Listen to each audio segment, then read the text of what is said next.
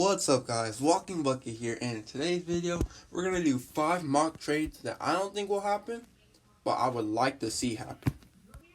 So you're probably wondering, what's this first trade going to be? It's going to be the Nets getting their third star. And you're probably like, oh, not another Bradley Beal trade. But that's not what we're doing here. This one's with the Bulls for Zach LaVine. And the trade is Spencer Dinwiddie, Karis LeVert, Donovan Mitchell, and a 2021 first-round pick unprotected to Chicago in exchange for Zach LaVine and Tomas Satoransky. What does this trade do for the Bulls? Well, they get Zach LaVine, a guy who averaged 25, 5, and 5 for the Bulls last year. I can see him reasonably averaging around 25 and 5 for the Nets.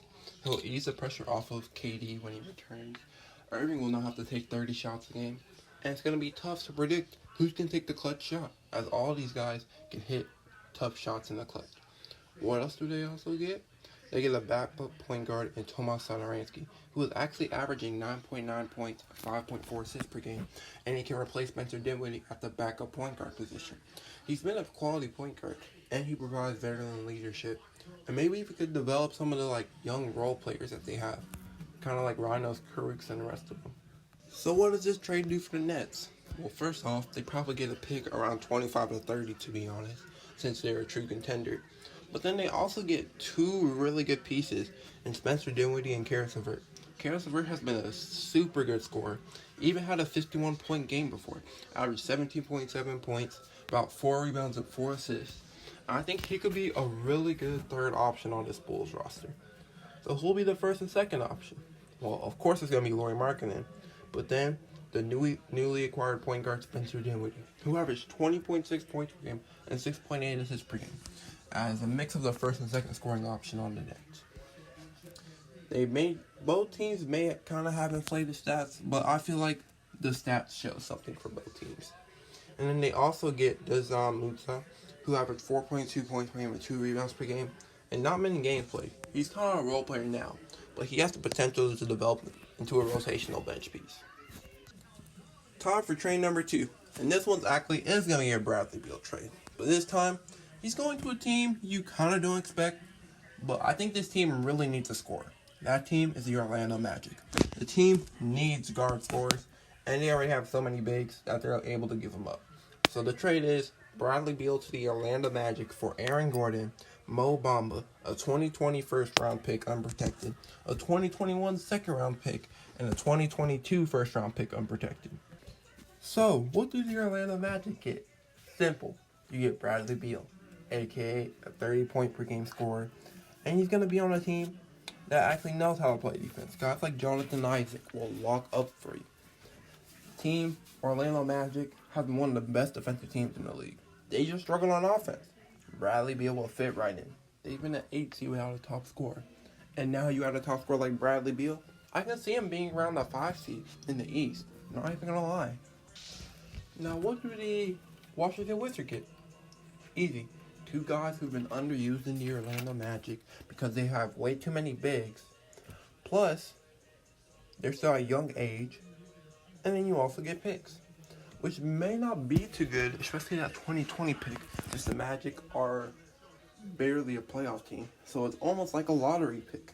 They compare next to your other lottery pick for being trash this season. But back to where I was. Aaron Gordon and Mo Bamba are 24 and 21 years old. Aaron Gordon has proven he's a true scorer, averaging 14.4 points per game, and has amazing athleticism. He just had a down year this year with trying to share minutes with all the other bigs they have. And then Mo Bamba, he's a 5.5 points per game scorer and averages 1.5 blocks per game, and he also gets 5 boards. But that was coming off the bench because they have Nikola Vucevic, so there was no role for him.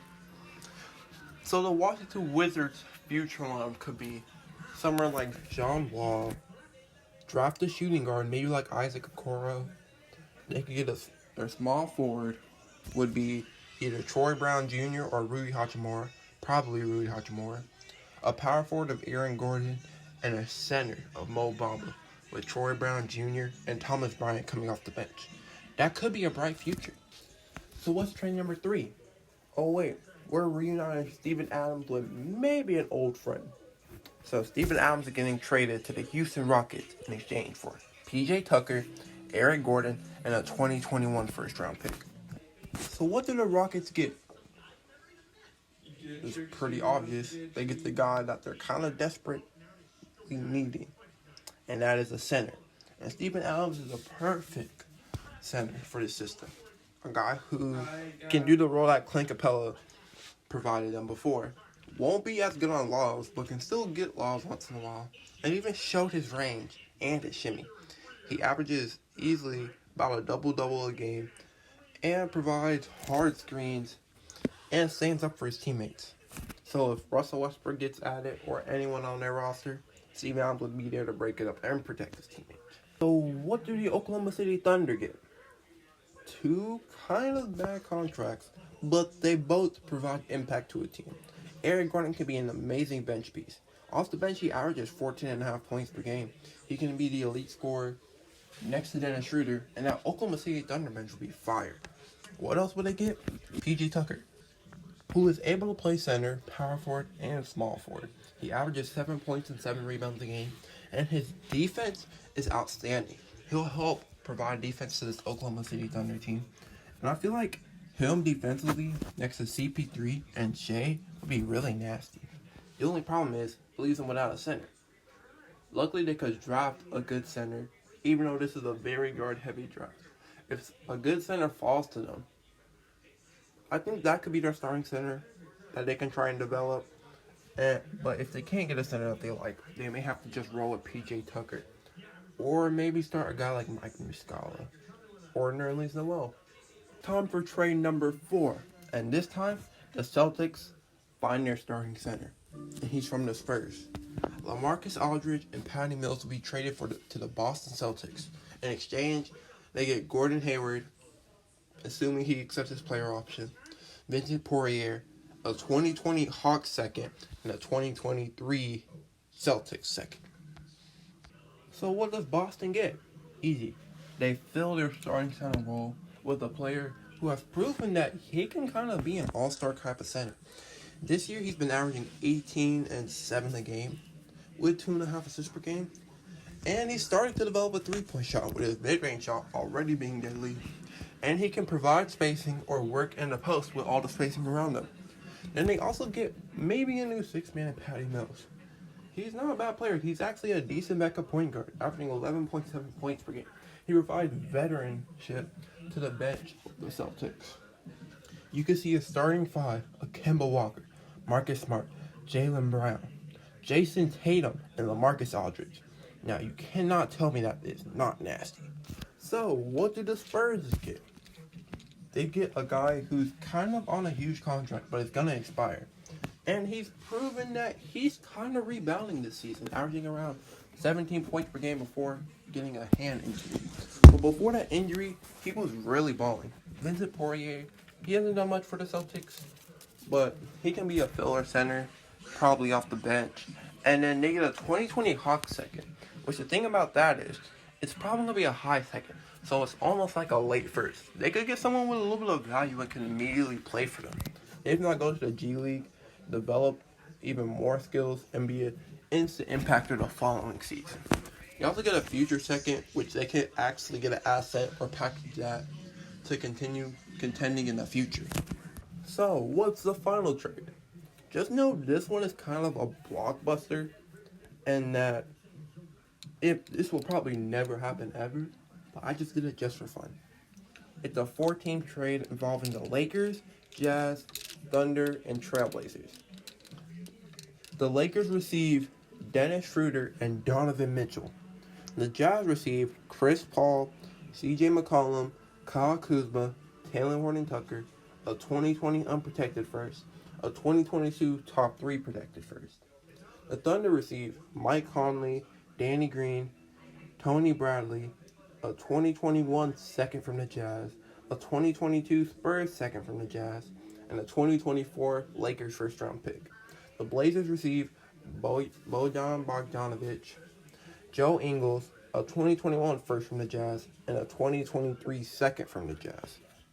What does this do for the Lakers? Easy. They get a third star next to LeBron and AD, and they get an impactful bench piece. Dennis Schroeder is easily a top 3 6-man of the year. Probably could be the 6-man of the year this year. He'll easily impact with about 20 points per game when LeBron or AD is out. And even in their flex lineup, he can be included, and that could be deadly. And who else will be in that lineup? Donovan Mitchell. He's proven, after being selected 13th, that he was definitely a steal, and that he could be a star. Him and Gobert have been having some issues, so it's obvious that one of them's going to get traded. And that man could be Mitchell, more likely Gobert, but it could be Mitchell. He could provide around 18 points per game, in my opinion, to this Lakers squad, if not 20 points per game. This man is a beast and could easily be a nice complimentary third star to LeBron and AD. Now, what did the Lakers lose? To be honest, the players they lost was not really anything. The main thing they lost was their draft assets. They traded away 3 first-round picks for these 2 players.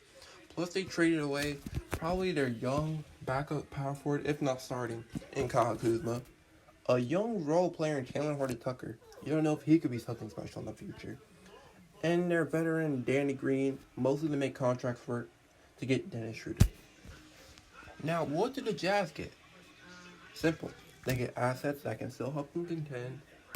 Plus, they don't have to deal with the Gobert-Mitchell drama anymore. CP3, he can easily fit in that point guard position.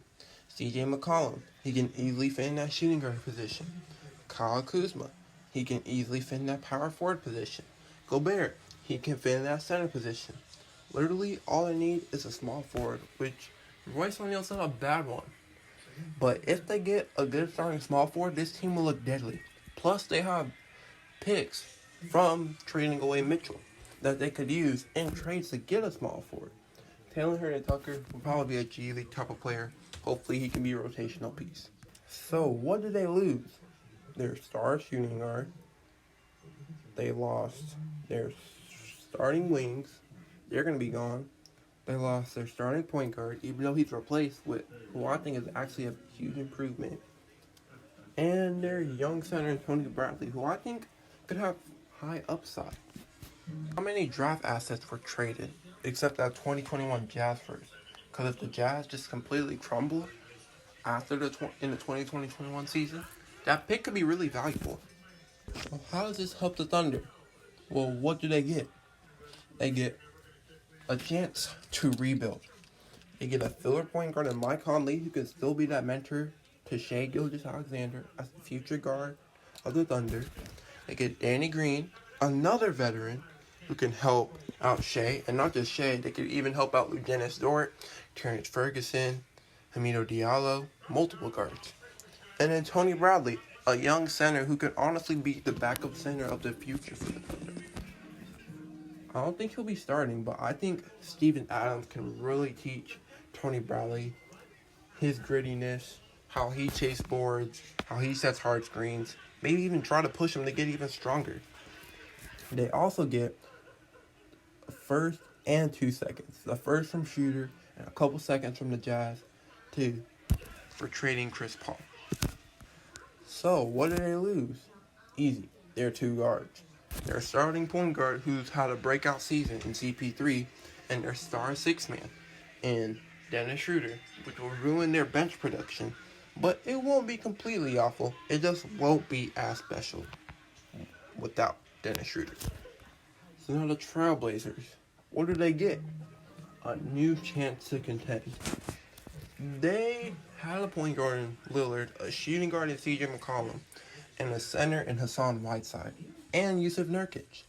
Hassan Whiteside's probably gone, so it's Yusuf Nurkic.